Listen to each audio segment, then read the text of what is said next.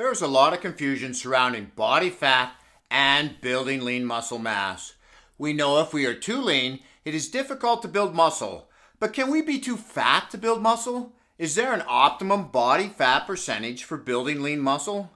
How would we go about figuring this out in order to add quality muscle mass to our frame? I would personally break it down into 4 categories: hormone function, health, body type, and lifestyle. The main muscle building hormones that are affected by body fat are testosterone, estrogen, growth hormone, and insulin. Having too much body fat, and particularly around the midsection, lowers testosterone and growth hormone, while simultaneously elevating estrogen. When it comes to insulin, it is a very valuable tool for building muscle by driving nutrients and replenishing the energy stores of our muscles. But if we gain too much body fat, we start to become insulin insensitive, and more of the energy we take in through food gets stored as fat, and the body becomes resistant to using this stored fat for energy. A lot of studies use the guideline of over a 40-inch waist or under a 40-inch waist. But as we learned when we looked at the study in the video, Stop This to Increase Growth Hormone, just because we are under a 40-inch waist doesn't mean we're at our optimal hormone balance. But if you have a waist circumference of over 40 inches, then getting it under 40 would be a great first step. Next, I want to look at health. Carrying around too much fat puts us at a risk of not only high blood pressure and blood sugar, but also high cholesterol and triglycerides, which can lead to diabetes, cardiovascular disease, kidney issues, along with a host of other health concerns. If your body has to fight these problems, then it isn't going to be focused on building new muscle.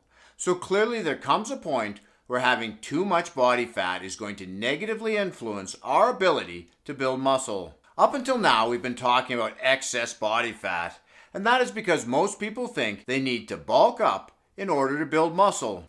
In the over 30 category, there really isn't that many people who need to bulk in order to build muscle. At least not in the traditional way. The best recommendation I could find for an optimal range to build muscle is in between 8 to 15% body fat. Now this might seem surprisingly low, and yet it is not out of line with what the American Council on Exercise says is the normal amount of body fat for an athlete or a fit person. As a matter of fact, it is kind of right in the middle of the 2 categories.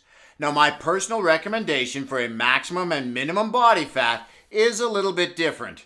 But before we get into that, let's explore this 8 to 15% range.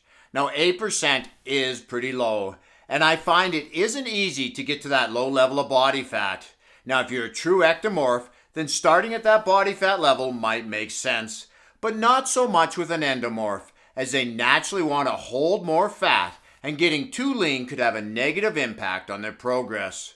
So it would make more sense to start at a higher percentage, like say 12%.